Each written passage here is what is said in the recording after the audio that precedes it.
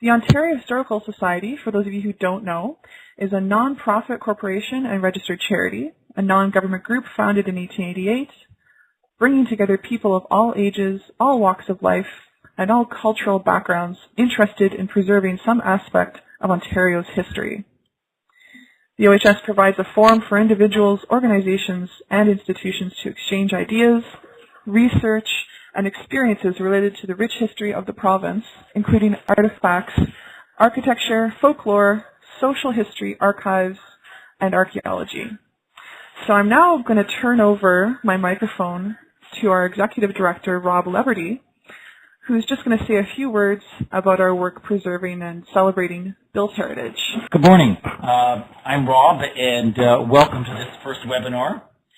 If you look at the last 125 years of the Ontario Historical Society, I think one thing that's very important is that we were established, founded in 1888 by 8 local historical societies. And throughout that last 125 years, we've been very concerned about our built heritage and also the protection of cemeteries across the province. One example, I think, is that in 1992, we were approached about the demolition of the John Mackenzie House in the former city of North York. And I remember that day walking in with a flashlight. It had been boarded up for 5 years, ready for demolition, and the magnificent white oak, stained glass, milk house, coach house. And we decided to save this house and worked with grassroots groups in Willowdale and the North York Historical Society to stop the demolition. We were successful, and just at that time, the city of North York had evicted us from our location for condominium development, so we were looking for a new home. And the residents said, hey, why don't you make this your new home?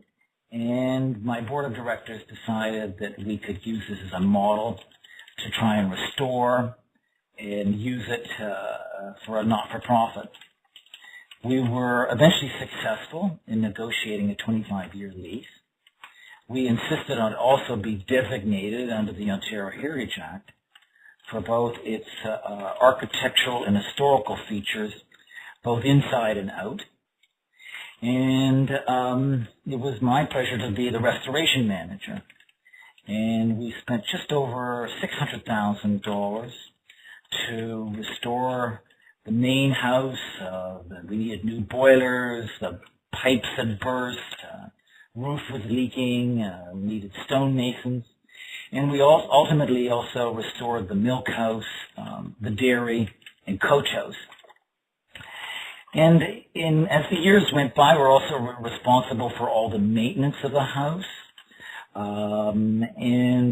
About in 2008, houses were demolished adjacent to us, and they were abandoned, the grass was growing, so we approached our local councillor, John Fillion, and said, what we really need to do here is start a community garden. So adjacent to our historic buildings are a community garden. It's been very successful.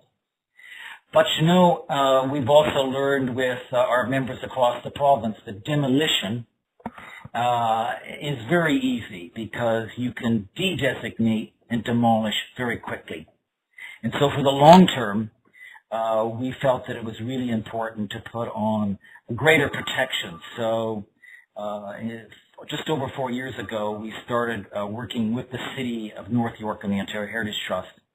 And I'm pleased to announce that we just completed a heritage conservation easement that's just been registered on title to protect the house, the adjacent gardens, community gardens, and the parkette to the north in perpetuity. So we're very excited about that, and we're very excited that you could join us today for this webinar.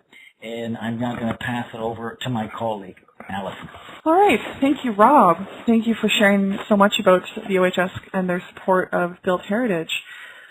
So I'd just like to say a little bit about the project that brought you this webinar today. The webinar you're about to watch and participate in was developed as part of the Strengthening Ontario's Heritage Network project.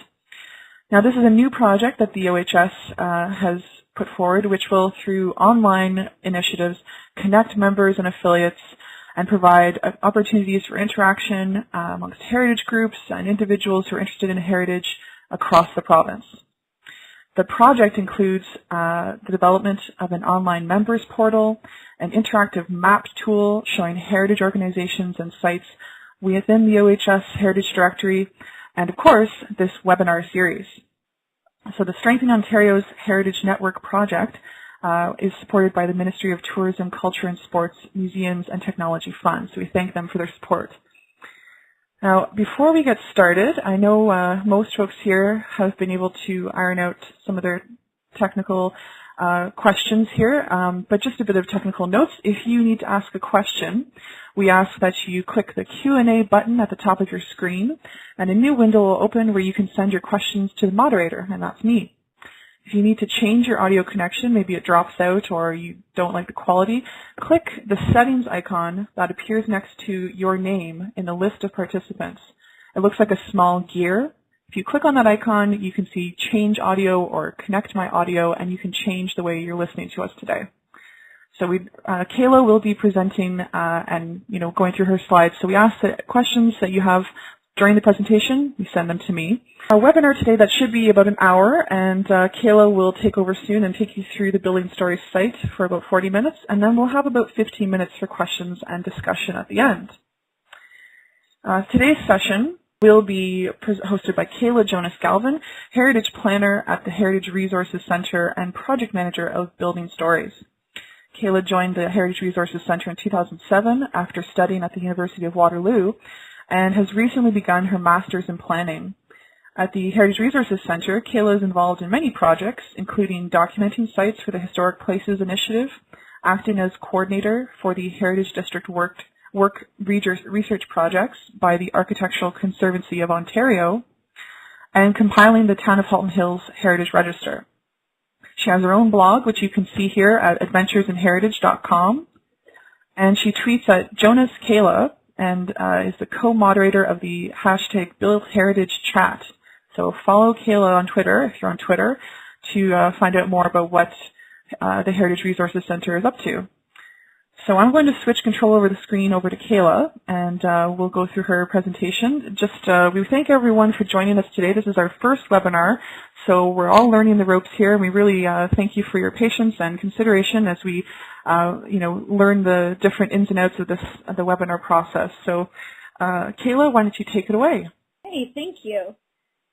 So yes, we do ask that you are patient with us today as we try switching between our PowerPoint presentations. And I will also be switching between my PowerPoint and hopefully a live demo online as well. So I'll try and go slowly so that I don't give anyone seasickness or motion sickness. But we've tested it, so hopefully it goes well. So welcome to our first webinar on building stories. We're very excited to be partnering with the Ontario Historical Society to be bringing this to over 70 participants across the province today. Oh, that would be the wrong button. Sorry. There we go.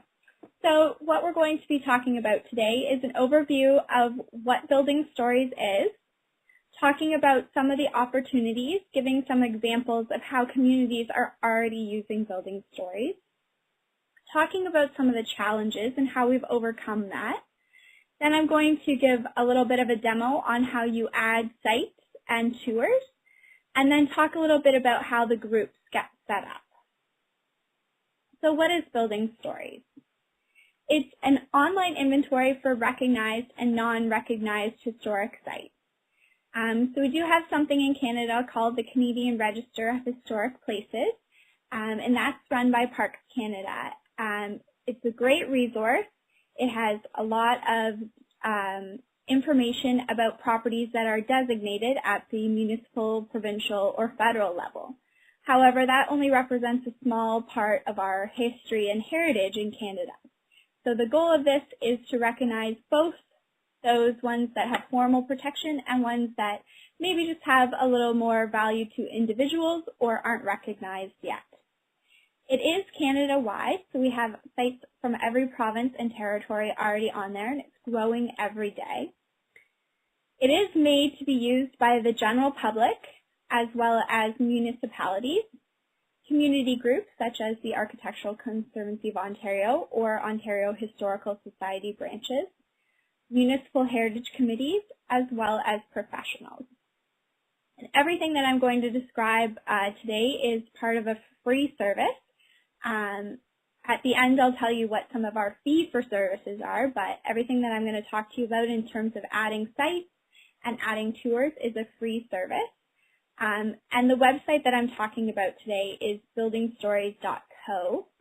And yes, it is .co. The person who owns .ca and .com won't sell it. So I often get asked if it's a typo, but it's not. It's .co. So this Building Stories was brought together by 3 partners. The first is the Heritage Resources Center, which is where I work, and it's a research center that's based out of the University of Waterloo. And we do a lot of built and cultural heritage research, as well as education and outreach. We work a lot with volunteers, which is part of where the need for this site came from. We also work with the Computer Systems Group, which is kind of the equivalent of the Heritage Resources Center, but in the computer faculty. So they do a lot of research having to do with computers and software. And then our third partner is the Center for Community Mapping, and they're a not-for-profit organization that specializes in enabling municipalities and volunteers to be able to map specific things. So we work with them on built heritage, but they also have other initiatives that focus on things like invasive species mapping. The funding for this development of Building Stories came from 2 different sources, both the province and the federal government.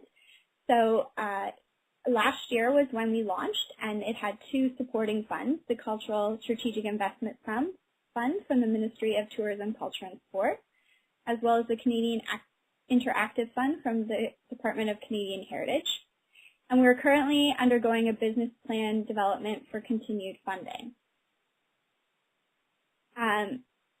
As Allison mentioned, they are running this webinar series through the Museum and Technology Fund, and the Heritage Resources Center, Building Stories, and the Architectural Conservancy are currently working on a similar grant under the Ministry of Culture's Museum and Technology Fund to deliver workshops to Architectural Conservancy of Ontario branches across Ontario. So that's what we're currently working under, and what kind of spurred this partnership between the Ontario Historical Society and Building Stories. So the benefits of Building Stories is that it's accessible online and mobile. So as I mentioned, you can access the website at buildingstories.co, but it also has a mobile application, and I'll tell you a little bit more about that in a second. That anyone can add a site, so anyone can go on and register and add a site that they think is important to them. So it's a way of crowdsourcing communities' heritage. This also encourages public input and participation, not only by identifying sites that are important in their community, but also by the ability to add further comments and information to listings. So once a site has been added, there's an opportunity to create a conversation around the history of that site or around the oral history of that site, because people can add additional information. The tour options, so the walking and driving tours, can increase heritage tourism, so that includes a lot of doors open events or other events such as artist studio openings. This is what the Building Stories website looks like. On the front page, you can see the latest buildings that have been added, and there's a counter on the side, so you can always tell when there's new buildings added. And we have somebody adding things almost every day of the week. You can also register online as well. And if I'm doing this right, hopefully you can see my cursor. You can become a member right here, or if you're not signed in, you can also register up here. So that's the main page of Building Stories. Once you get registered, you can then add a site. To add a building, you require minimal information, such as the name, the address, the city, the type of recognition that that property has, as well as a picture. So that's the minimum information that's required to actually add a site. You can then go on to add additional information, but we want this minimal information because we want people to be able to identify that site. You also have to map the site. This helps with the search function because you have a map search function. So if you're looking for something that you know is in the area, you can zoom in searching on a map. And it's also carefully tied to the mobile application. The mobile application mostly works on GPS coordinates. So it will tell you the closest sites to you. It will give you directions. So to do that, you need to have the sites mapped accurately. After you've created the General Information tab and added the site, there's a number of optional information pieces that you can add. Again, these are optional, but the first tab is all kinds of characteristics, architectural characteristics, and it's based off the Canadian Inventory of Historic Buildings that was developed by Parks Canada in the 1960s and 70s as a nationwide way of recording buildings. And it was aimed at non-professionals and volunteers. So it's very user-friendly, and you just go through all of these tabs and click on the ones that apply to your building. Now, when you have added the building, as you'll see when we go through the site, there will be actually a picture that comes up here so that you don't have to keep clicking between your computer picture and the icon. So you're actually able to go through and fill it out. The next tab is a Documents tab, and that allows you to add any number of documents. So you can add multiple documents, as many as you want, and those include current and historic photographs. So if you photographed every elevation of a building and all the details, you can upload all of them. If you have historic photographs, you can also upload those. Other documents can be uploaded, including scans of leases or those inventory sheets that a lot of municipal heritage committees created. You can also upload videos and audio as well. So if you have a walking tour inside of the building, or if you have an oral history interview with someone who used to live there or work there, you can upload those as well. The final tab is where you can add all the written information about the site, and it's set up to meet the Ontario standards of Regulation 906. This includes historical value, contextual value, and design value. Each of the three tabs goes through those three values, so design, context, historical, and walks you through things that you might want to talk about in the property. The last tab, the Statement of Significance, is where you can add in a whole statement of significance, which is usually done if a property is formally designated or recognized. So the design, context, and historical are kind of free form. You can add as much text as you want in there, whereas the statement of significance is set up to recognize the character limit that is set out by a statement of significance. As I mentioned, once a property is then added, people can comment on it. So perhaps you don't agree about a specific fact that was included in the write-up about a property. You can write a comment and the author will be notified of your comment. Or if you have additional information, you have your own experience with that building, or your family has an experience, perhaps they used to live there or your grandparents used to live there and you have some photos that you'd like to upload, you can do that as well. And here's one of the examples that we have up on the West Montrose Bridge, Covered Bridge site. There is a tradition that happens there where carolers meet in the bridge, and the acoustics allow for a great concert venue.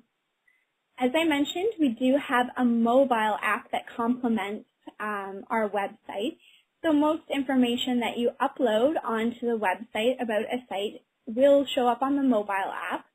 The one thing that doesn't show up is the additional documents for a property, and the reason for that is just because that would take up too much of your data if you wanted to download all those things. So most of the things that you write in the text boxes will show up on the mobile app.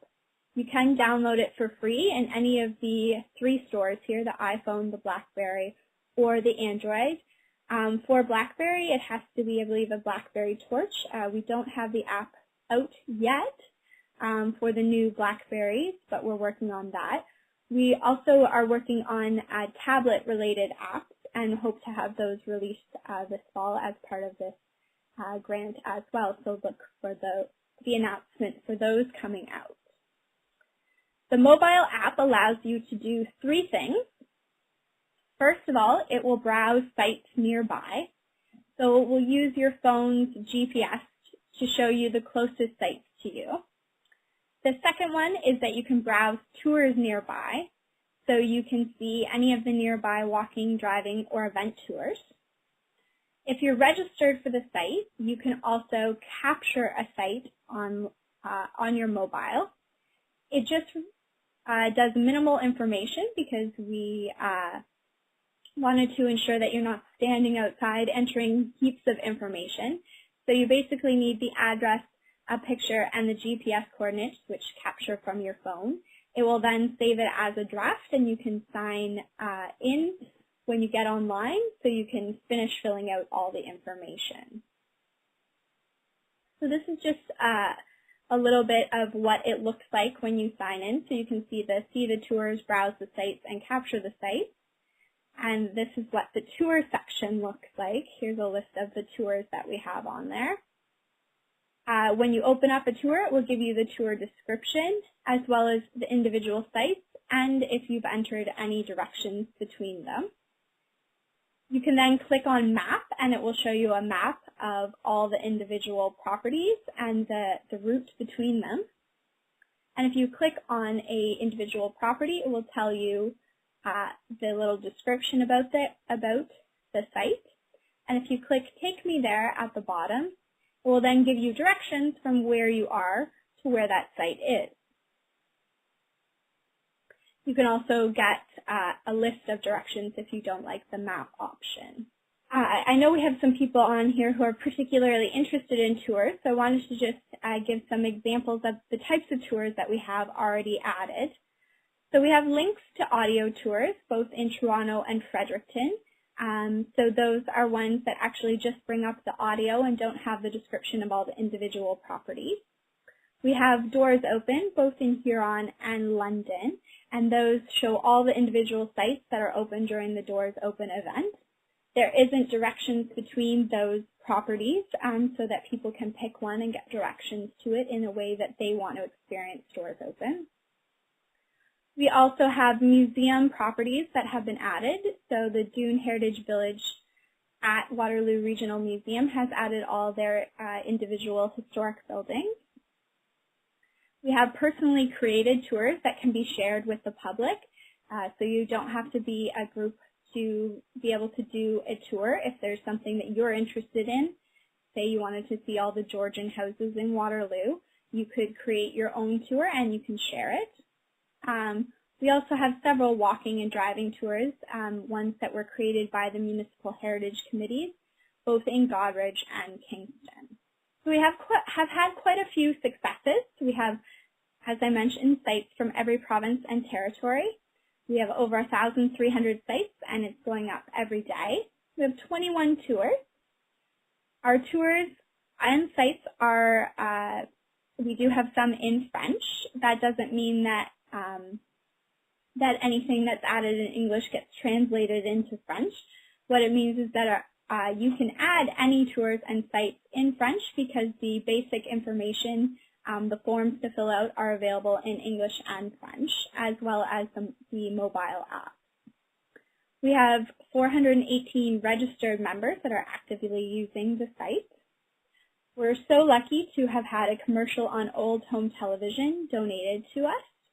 And we've been featured in the Ontario Planning Journal, the Globe and Mail, as well as Municipal World. So we're very proud of all these accomplishments. But we couldn't have done it without all of our communities that have been supporting us. So several communities have jumped on board and began documenting their sites in unique ways. The first one is the Grand River Watershed, the Heritage Bridge Inventory, which the Heritage Resources Center worked on with the Grand River Conservation Authority. And all the bridges that were identified during this study have now been listed on the Building Stories site. And it's an example of how the site can be used as a basis for cultural mapping. So we now have a whole watershed-wide resource that has been inventoried and that information is accessible to the public. The next example is the town of Godrich, which has added 103 properties by their Municipal Heritage Committee. And they've also included buildings that no longer exist. So they've documented buildings that were demolished after the tornado. So the top one you can see is one of the buildings that no longer exists there, but they did document it. They've added pictures, and they also added pictures you can see during the demolition, which shows features that weren't necessarily visible during when the building was there. So you can see the banked seating in the Opera Hall that was on the second floor. And the bottom one is an example of how they're documenting change in their municipality. The building has added a little bit of height when the roof had to be replaced. So if you can tell, there's a little bit of height that's been added, but they have included before and after pictures. The next thing that we've been working on is TO Built, which is a website that's completely volunteer run in Toronto. And we've been working on trying to get a grant to pull all this information onto the Building Stories system. The volunteer who runs the site no longer wants to maintain it, but he doesn't want to lose all the information that he's been provided and created over the years. So there's a way to pull that into Building Stories, and then it will also allow people to add additional information about those buildings, to tell their stories, to add additional pictures, which is very exciting. The other municipality that we're working with is the City of Burlington, and they're actually going to be developing a portal into Building Stories, which will only show their properties in Burlington, and they're going to use it as a public consultation tool for their Municipal Heritage Register. So a way to seek public input on information about properties and also about which properties they think are worthy to be included in the Municipal Heritage Register. And they don't have any more details than that. We just finalized the technical requirements a couple of weeks ago. So we're working on the build of that. So when I have more information, I'll definitely share it with everyone of what exactly it will look like. We've also had a co-op student examine the possible connections with the curriculum, and this is a list of places that she thought Building Stories would fit, and has brought this to several teachers who are very excited about the possibility of using this in their classrooms. It has been successfully implemented in several of our university classes, where they've used it as an exercise to identify architectural styles, as well as writing designation bylaws or statements of significance. How that was set up is a group was created so that students submitted to the group, and the TA had the sign-in information so they could mark the assignments at the back end before anything was put online. So those are some amazing ways that the site is being used for different purposes for different reasons. But we've also had some challenges that have resulted in some new approaches. The first one is looking at who owns the data on the website. So how we've approached this is that the copyright of the material that's uploaded is kept with the source owner. So you'll notice that anytime you go to upload a document on our site, you have to provide a source and the copyright information to that. So we just ensure that everything is sourced properly. On that note, anything that's entered into Building Stories is owned by the person who uploads it. We don't retain the information. We just have permission to display it. So when we have so many different people entering it, we had a little bit of a discussion about how we ensure that quality information is added. We want things to make sure they're as complete as possible. So how we've approached that is making that essential information required and posted on that front page. So I said that the name, the address, the picture, and the mapping is a required field. And so we make sure that there's enough for anybody else to identify that property so they can add additional information. There's also a second layer, which is that the entries are reviewed before they're posted. Once you've signed in, you can go to Buildings and then go to Add Sites here. And that's going to load the General Information tab where all the required information comes up. And when I was doing it originally, I did have everything loaded so that you didn't have to sit and watch me upload it, but it seems like that's not going to happen this time. So we'll just bear with me while it uploads. There we go. Now on this tab, all the things with the red dots are required, and that just ensures the consistency and the availability of information. So if you have a group, a municipal group already set up, you can pick the group that you want it submitted to here, or anything else is public entry. We also have this Save as Draft button, so if a property is something that you want to work on, you want to add some more information, it's just in draft, you save that here and nobody else can see it but you.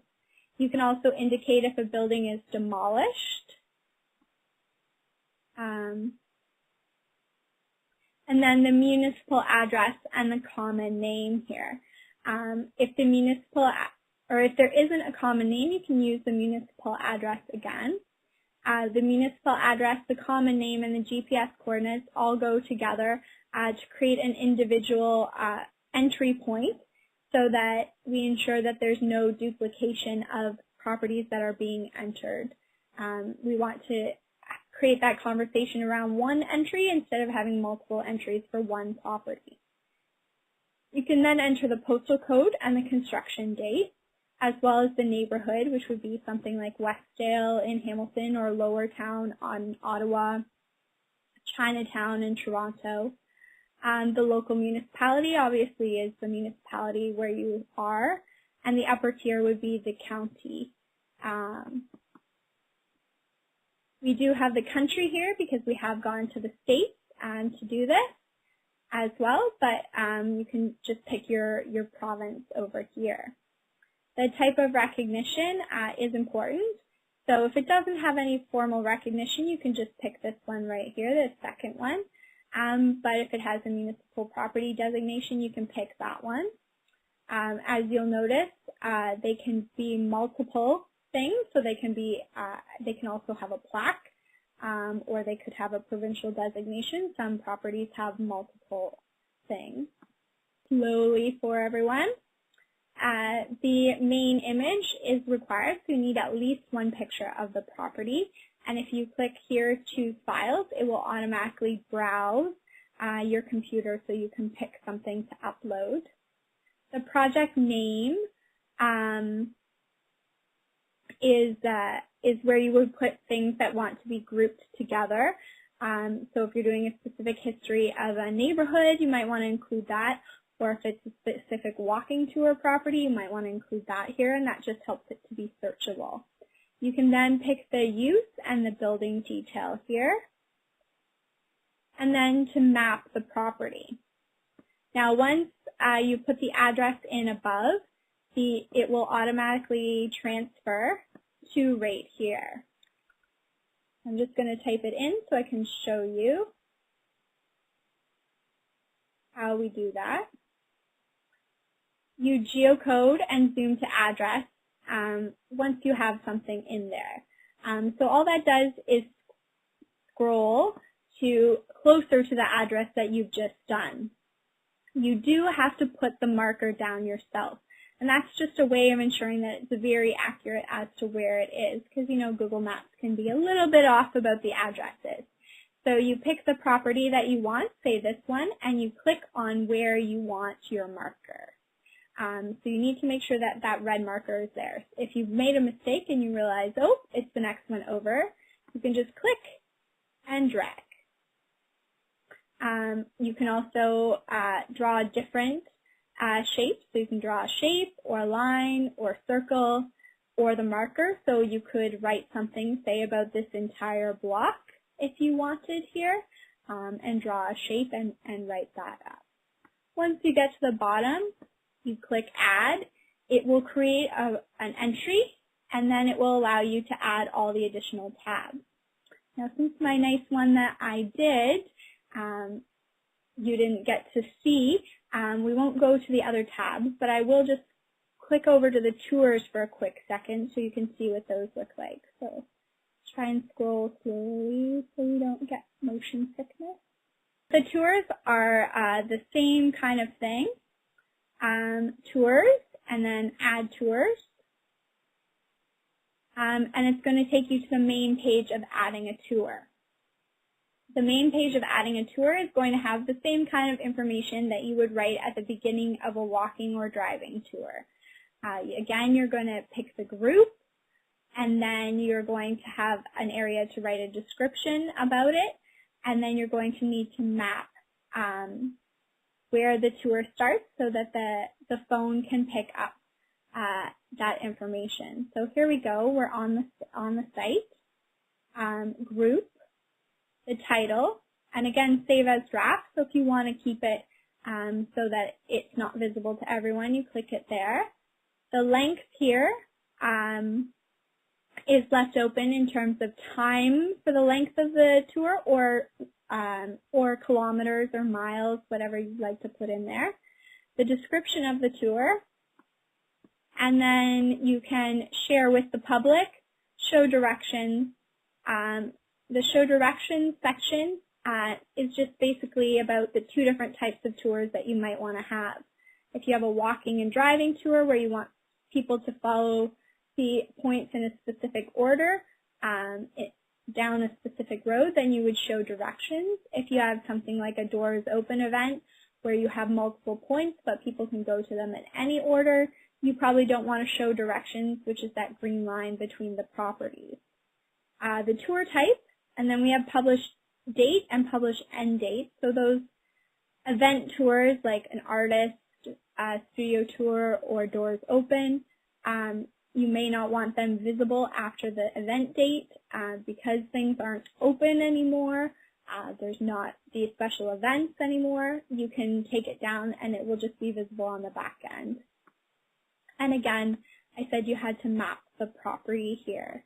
Once you do that, you can go to add tour points, and because we haven't added any information, it won't show up.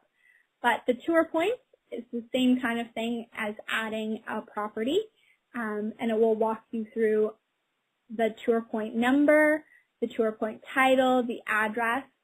The interesting thing is that if you have a property already added in Building Stories, you've uploaded a lot of information, you've written extensively about it, you can click a link and type in the name of the place that you've already added, and it will pull all that information into the tour for you. So you don't have to create duplicates of information. Also on the tour section, you're able to mark off things like if a site has its own parking, if it has guided tours, if it has walking tours, if it has washrooms, if it has some place to eat, so if it's a restaurant. So you can click off any of the icons and we have a list of those. And again, all of that information will show up on the mobile. So I'm going to exit the screen sharing now and the adding, and hopefully go back to my PowerPoint. Well, we've got lots of questions, so take it away. Okay. So I just have a few more slides, and then hopefully I'll be able to answer everyone's questions. So the groups have to be created by the Building Stories manager, which is me, so they can't just be created. We have to give you permission. Once you create a group, everyone in the group can publish, and everyone can edit each other's entries within the group. So you want to make sure everyone that you invite to the group is someone you want with those permission. However, if you've created an entry and someone else in your group edits it, you're going to get a message within the system to let you know. So someone can't just go in and do that without your knowledge. Each group needs an administrator, and those are people that just approve or invite group members. And if you have a group in a municipality, but you don't want to invite everyone in the municipality to be a member of that group, they can submit to the group. So they're not a member, they submit to the group, and anyone in the group can then look at the entry and publish it. When you get a request for that, once we've set you up to have that permission, you'll notice under buildings, you have a new thing at the very bottom, right here, that says publish sites. And that will give you a list of all the sites that you have permission to publish. And they show up like this. Once you click on the little edit button, you'll be able to then approve an entry by doing two things. One, by making it visible to the public right here, and one by clicking publish. And that's all it takes to approve an entry. As I mentioned, we have a couple of fee-for-services, so everything that I've just described is free. It's free to register, it's free to add sites, it's free to become a group, but we do have some things that we do charge for, and those are additional workshops.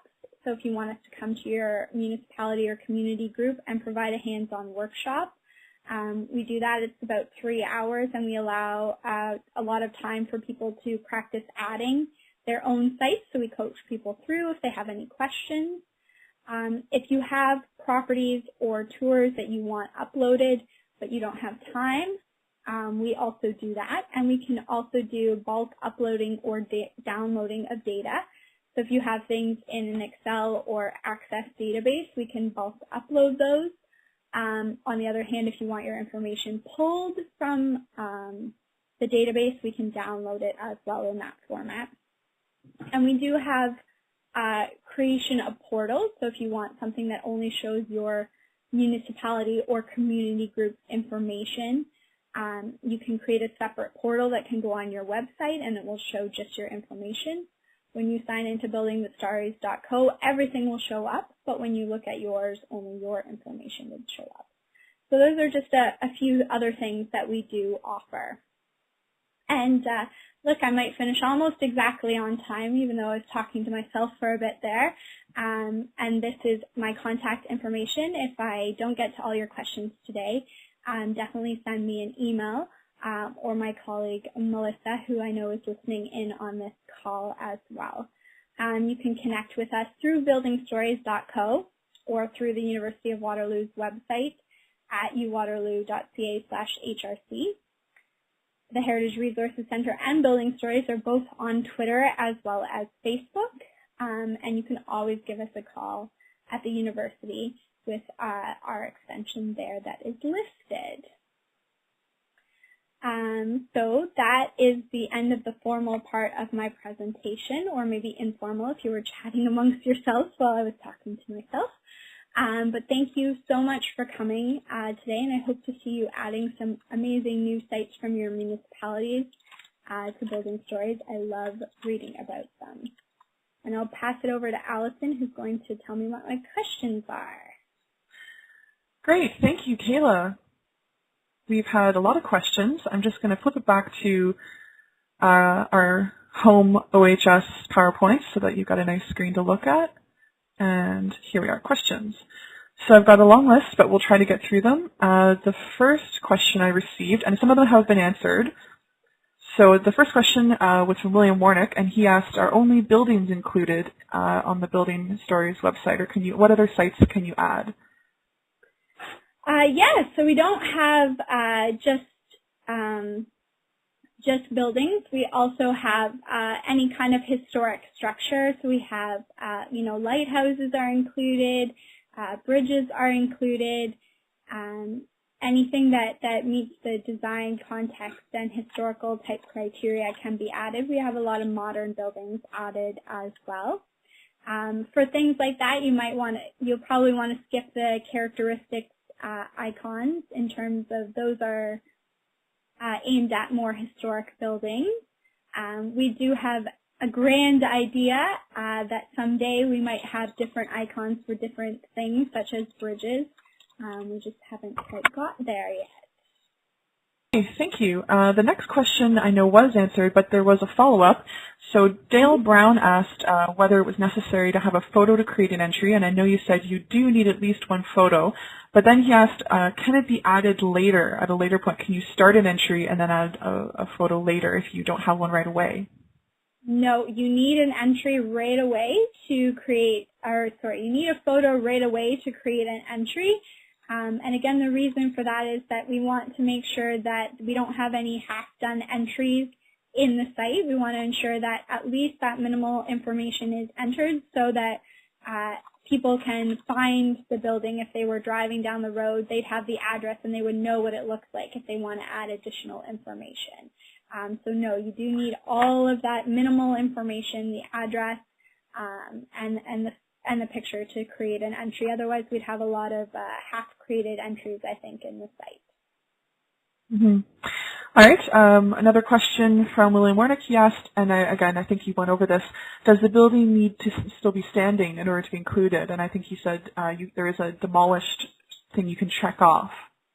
Yeah, there's a demolished thing that you can check off. So you can create multiple entries for the same municipal address if there's been additional buildings built over time within that property. And there's quite a few examples of that that have been entered in C4. So if you want to go on and take a look at those, you can see the historic building and the new one. Okay, and next question, Carol Easton asked, who designs the tours that are included? Generally, who do you find is in designing the tours that are uploaded to Building Stories? So we have a number of groups that have created theirs. For example, the Waterloo Regional Museum created their own one. We also have had municipalities upload their walking or driving tours that have already been created. I don't think that we have any kind of newly created walking tours on there. Most of them are from information that already exists, but the possibility definitely exists for people to create their own tours. Perfect. Next question, what happens if you try to add a site that someone else has already entered? And this comes from David Jeans. In theory, we haven't actually had it happen yet. Anyway, in theory, the system will notify you that a property has already been added, and will invite you to go to the already existing entry and add additional information in the comment section there, rather than creating its own entry. And if the system doesn't do that automatically, it will get done at the administrative level. So myself or whoever is reviewing it would notice that there's a multiple entry, and we would contact you about making it consistent with the existing entry. Perfect. Next question, and this comes from Lori Webb. So can we upload Doors Open Toronto tours for Doors Open 2014 or Doors Open anywhere in Ontario, I guess? Do they disappear after the event? So you can upload them. Yes, you can upload Doors Open tours. There are a couple up there. They only disappear after the event if you want them to.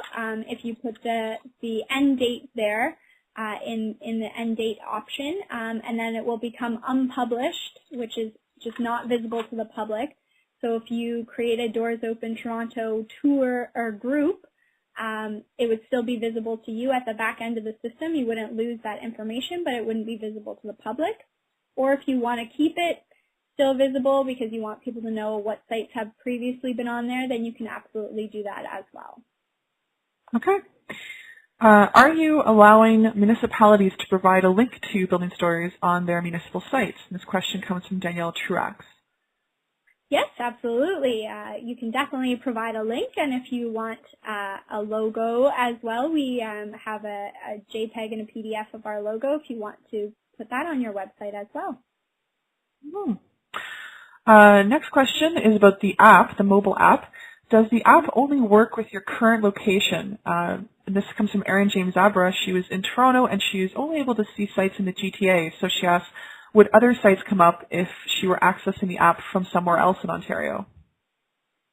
Yes, so what the system does right now, what the app does right now is it's going to show you the 30 closest sites to you.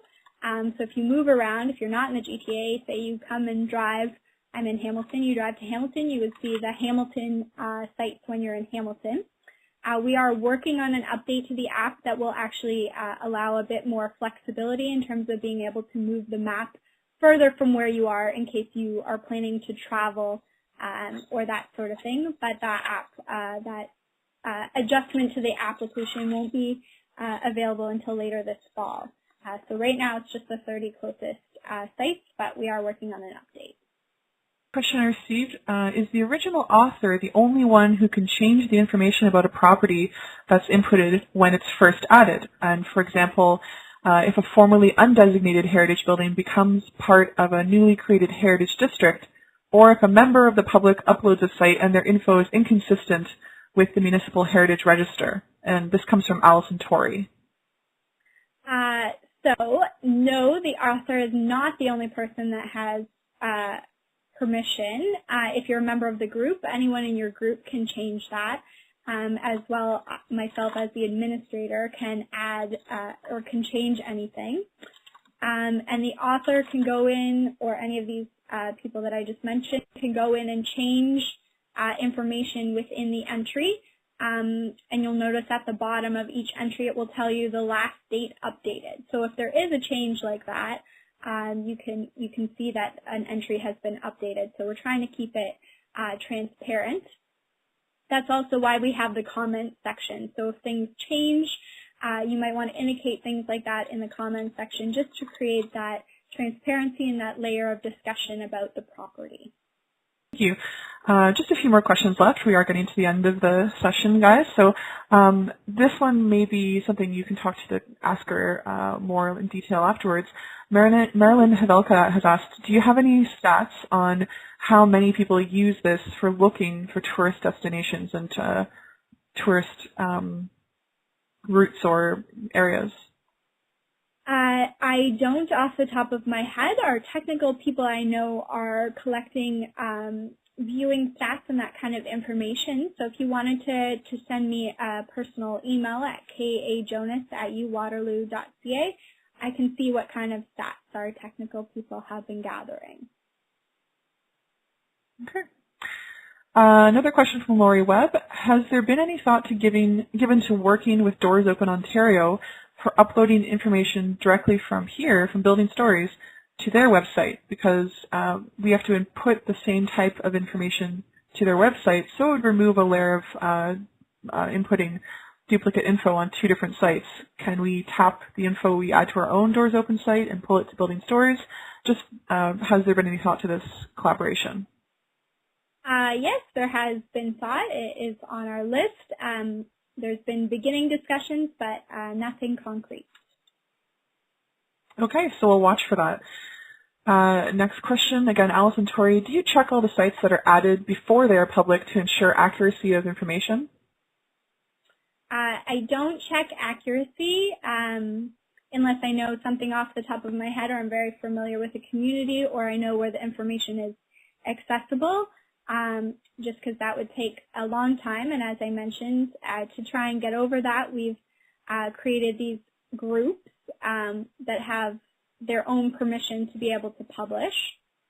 I do check to make sure that there's nothing rude being entered, and when you do go on to an entry, you can also look and see who the author is and what kind of group it's published under, so that gives you a little bit of information about how much you might trust an entry.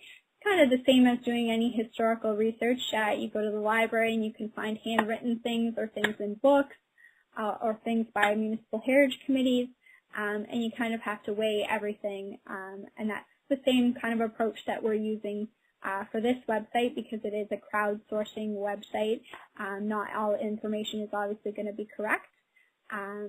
So one part of that is using your own judgment based on the author, and the second part is that ability to add a comment and create a conversation. If you don't think a piece of information is right, you don't have to just get frustrated about it. You can write a comment, and the author will get it, and then you can have a discussion about it. Okay. Robin McKee has asked, how much does it cost for a portal? I know you were talking about some of the pay for features at the end of our presentation, but just wanted to know how much for a portal. You will have to send me an email, and it's all based on the amount and the type of customization you want. If you just want a portal into existing information, if you want things customized, so please do send me an email at kajonas@uwaterloo.ca with kind of specifications, and I can get a quote. Okay. Our own communications coordinator, Andrea Ito, has asked, have you had any heritage cemeteries added to building stories? Ooh, that is a good question. I don't think that we do at the moment, but that would be amazing. We would love to have cemeteries added. I don't think we do at the moment. Okay, so that's something we can definitely work for. Brian Narhi has asked, will heritage trees be included on building stories? Is that an option? It's definitely an option. Yes, we talked about, trees also having their own icons instead of buildings. But again, we have a lot of ways that building stories could go and expand. Hi, how are you? Good. Great ideas. So one day, yes, I would love to have their own icons, but they can definitely be uploaded right now. The information can be written about them. Okay.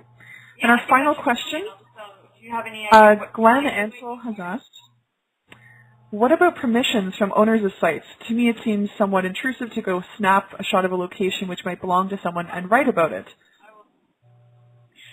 Yes. So we have a process for that as well. We kind of go with what the provincial and federal standard is. Oh, someone has lots of talking in the background there. Sorry. So we go with the provincial and federal standards that you can take a picture of a property from public property. So if you're standing on the sidewalk, you're on public property, and you can photograph a building. And most of the information about a property is publicly accessible through the municipality, through a library, that kind of thing. So that's kind of the general rule of things. We've had, I think, two property owners that have found their properties on building stories and would like it removed. And they can have it removed. All they have to do is prove that to us that they live at that address. So that could be as simple as a reverse phone lookup, which is what we did for one of them. And then the information is taken down. It's just made visible not to the public, so then it's not visible on the website. But if a community group has spent a lot of time adding that information, it's still available to the community group, still visible to that community group at the back end of the of the site. And it also, having it still at the back end of the site ensures that someone else won't then go and add the property. So we already have an entry for it that's been taken down with a little note about why it's been taken down. So yes, we do have kind of a process in place for that. Great, that's good to hear. All right, so I think those are all our questions. So we're able to finish our webinar. And once again, I'd like to thank everyone for staying with us. I know we had a bit of a technical hiccup there, but this was our first webinar, and we were able to get back so you could hear us once again. So thank you very much for participating. In order to keep improving our webinar series, we want to hear from you. So in the next hour, I'm going to send everyone an email with a link to our survey, evaluation survey. We really hope you take a few minutes to fill it out and provide us with some valuable feedback. We can make our webinars stronger and better as we go along. And feel free to email myself with any comments, questions, and suggestions. We're always here to talk. Call, email, tweet, whatever you'd like. The webinar you participated in today was offered free of charge, and we're hoping to attract all sorts of new faces from across the province, both professionals and individuals with a personal interest. The Strengthening Ontario's Heritage Network webinar series will offer both free and paid access sessions so that we can continue to provide access to learning all year round. In addition to the webinars, the Strengthening Ontario's Heritage Network will bring you a lot of new exciting online features for our members, including an online portal, which I mentioned before, where you can discuss different matters with other members, upload images and share documents, a digital map tool showing all the heritage organizations in our heritage directory across Ontario, and the Your Local History Spotlight series. We recognize that having resources and tools at your fingertips online is key to supporting heritage across the province. You'll also, if you're a member, you receive our regular newsletter, and you can subscribe to our scholarly journal, Ontario History. So we want to make learning, sharing, and connecting simple and accessible for Ontario's heritage community. If you're interested in finding out more about becoming a member of the Ontario Historical Society, please visit our website at www.ontariohistoricalsociety.ca or email our membership coordinator, Christina Perfetto, at members@ontariohistoricalsociety.ca. So the next webinar in our series is actually full already, kind of exciting, about historical educators. But we are planning more webinars to come. The next one, third one, we're hoping will be in late November, and looking like it'll be more about online outreach and using social media to promote your group or your heritage building or site or community resource or association. So really big, huge thanks today to Kayla Jonas-Galvin of Building Stories and the Heritage Resources Centre, the Architectural Conservancy of Ontario for helping us promote this webinar, and the Ministry of Tourism, Culture and Sport for providing funds for this series through their Museums and Technology Grant Fund. And big thanks to co-workers here at the Ontario Historical Society for their support as we went through the webinar today. Thank you everyone for participating and joining us for our first webinar, and we look forward to welcoming you to future webinars. Thank you very much.